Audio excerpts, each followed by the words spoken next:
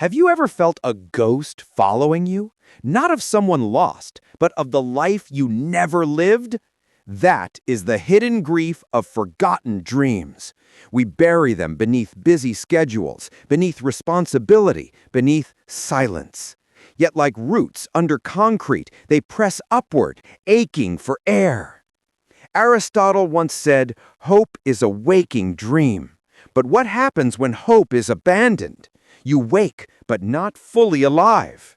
The paradox of modern ambition is this: we chase survival, but lose the vision that made survival meaningful. The grief doesn't scream. It whispers in regret, in envy, in those quiet sighs before sleep. Forgotten dreams do not die. They wait, in shadows, in silence, in you. Why do we forget what once set our hearts on fire? Not because it was unworthy, but because life convinced us it was impractical. We trade brushstrokes for spreadsheets, guitars for keyboards, palms for emails.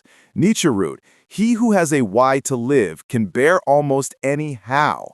Yet when our why is lost, even the simplest how becomes unbearable. Forgotten dreams manifest as heaviness, the smile that doesn't reach the eyes, the laughter that feels rehearsed. This grief is hidden because society rewards conformity, not passion. We call it maturity, but deep down it feels like exile. The tragedy is not that we grow old. The tragedy is that we stop growing toward what we once dreamed. Have you noticed the ache when someone else lives the dream you buried? That ache is not jealousy. It is recognition, a mirror of what could have been. Kierkegaard once whispered, "The most painful state of being is remembering the future you'll never have." That line is more than philosophy. It is lived truth. Each forgotten dream becomes a phantom limb. You reach for it in imagination, only to grasp emptiness. But the nervous system remembers. The soul remembers.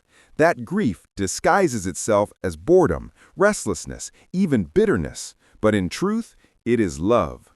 Love for the life you were meant to create. What you envy in others is not theirs alone. It is the echo of your own abandoned masterpiece. Why do dreams slip through our fingers? Often, it's fear dressed as practicality. The world says, be realistic, stay safe, don't risk. And we obey, thinking we're wise. Seneca said, it is not that we have a short time to live, but that we waste much of it. Every forgotten dream is time misplaced, potential unlived. Yet the hidden grief remains, because deep inside you know it was possible. The child in you still believes, but the adult in you silenced it. And so you carry a funeral within, mourning a life not lost, but abandoned. The grief of forgotten dreams is not weakness. It is evidence of how alive your longing still is. Did you know your body remembers your forgotten dreams? Science calls it psychosomatic. The weight you feel on your chest, the fatigue after a meaningless day, often grief in disguise. Carl Jung declared, "What did you do as a child that created timelessness? Therein lies the clue to your calling." When you forget those timeless acts, the body mourns, it slows, it resists, it aches.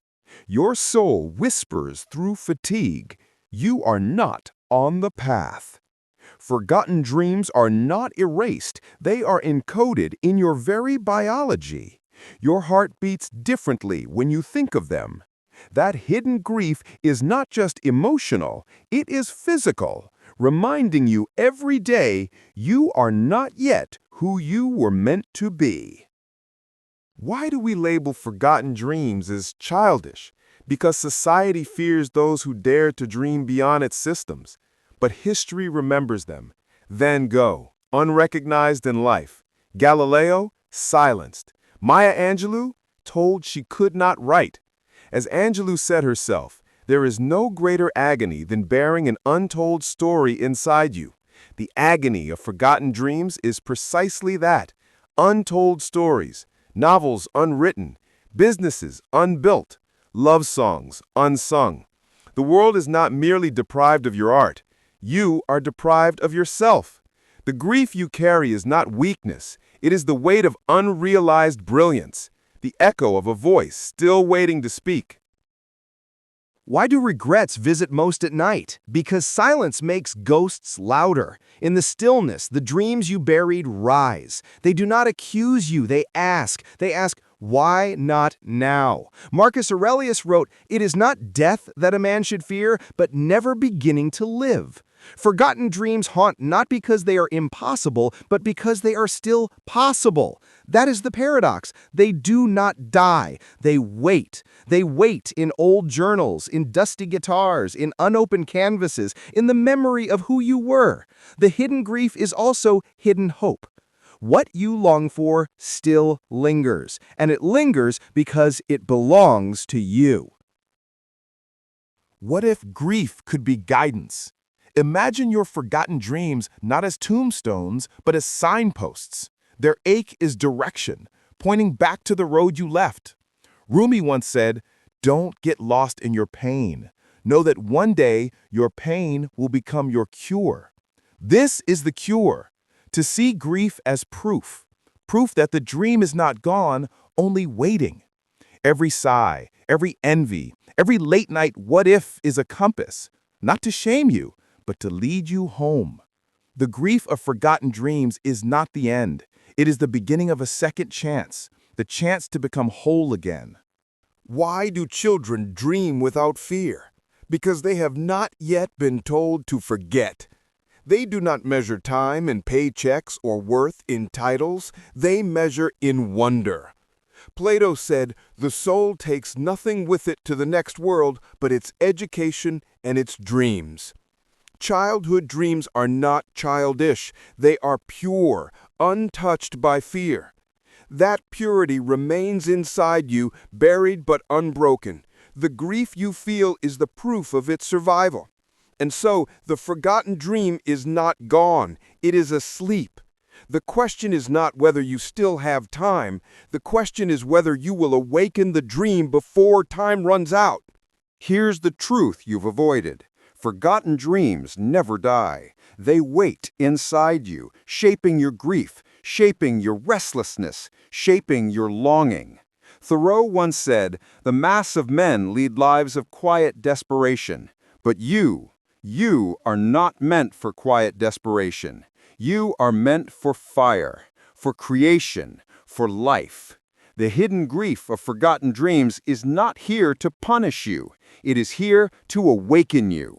Pick up the pen, dust off the canvas, return to the song.